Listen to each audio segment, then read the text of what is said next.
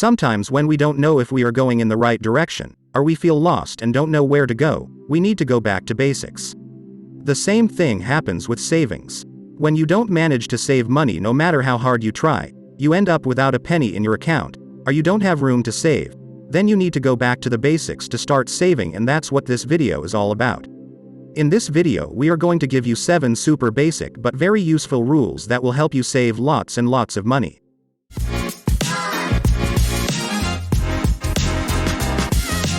Hello and welcome to the Money Street. The first rule is very basic, and that is don't spend everything you earn or more than you earn. It seems very obvious, but in most households this rule is not practiced. In most households, if they earn $1,000 a month, they spend $1,000 or a little more. When they have a debt and it is just paid off, and they have $100 available, then they are already looking for what other debt to get into or what subscription to take because they have $100 left over. It's very simple and difficult at the same time. Don't do this.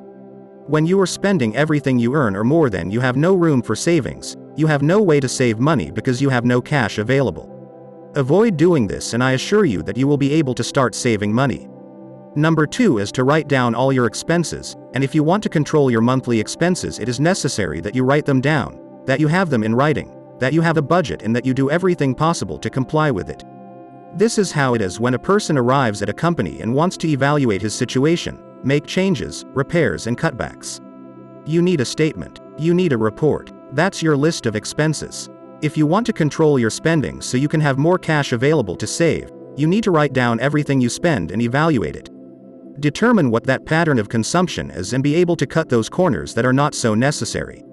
Rule number 3 is to set small goals, and when we start saving, that enthusiasm and motivation is up there, and we want to save and we want to do and eat the world. But as the weeks go by, that motivation starts to go down. To give that motivation a boost, it is good to start achieving goals. When we start achieving goals, if those goals are meaningful but they are not too big, then it fills you with energy because you are moving forward, and at the same time you have that feeling that you accomplished a goal. That's a power boost for your motivation, to feel good, to feel that you can do it. You need to do this instead of putting in your head that you are going to save $100,000. Put in your head that you are going to save $100 a week, and when you save that $100, congratulate yourself and keep going. Then it will be $400 a month, and so you will go up and you will increase your saving levels. Number 4 is to save for a contingency fund or an emergency fund. This is very important because the emergency fund is to be able to face unforeseen events. Contingencies happen all the time. If a pipe broke, if you have an accident with your car, if someone in the family got sick and there are certain services or medicines that the insurance doesn't cover, then if you don't have an emergency fund, you put yourself in a very vulnerable situation. You have to go out and borrow money, and that's debt that's going to carry interest, and it's going to increase your monthly expenses significantly. So always try to save to have a contingency fund. Imagine you are out of work and you basically have to see where you are going to move to, because you don't even have enough to pay next month's rent. So the contingency fund is very important because it helps you to be able to keep saving more.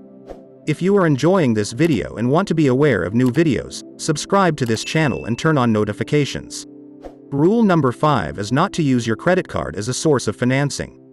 This is a blunder because the interest rates on credit cards are ridiculous. They are extremely high. Avoid this. If you are a person who does not yet know or cannot control yourself when you have credit cards, then forget that you have a credit card. Don't use it. If you have to cut it into little pieces, cut it into little pieces, because it is impossible to save if you are in credit card debt.